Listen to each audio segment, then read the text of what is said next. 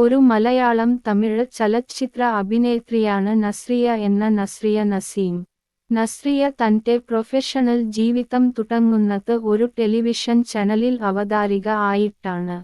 പളുങ്ക് എന്ന ചിത്രത്തിൽ ബാലതാരം ആയിട്ടാണ് അഭിനയ രംഗത്തേക്ക് ചുവടെടുത്തുവെക്കുന്നത്. അതിനുശേഷം മാട ഡാഡ് എന്ന ചിത്രത്തിലൂടെ നായികയായി വളർന്നു.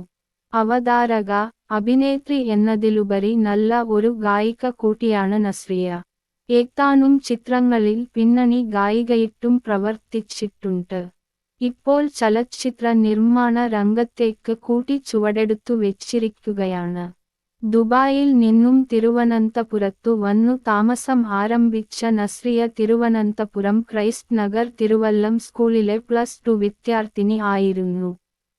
മലയാള ചലച്ചിത്രനടൻ ഫഹദ് ഫാസിലുമായി 2014 ഓഗസ്റ്റ് 21-ൽ നസ്രിയ നസീം വിവാഹിതരായി.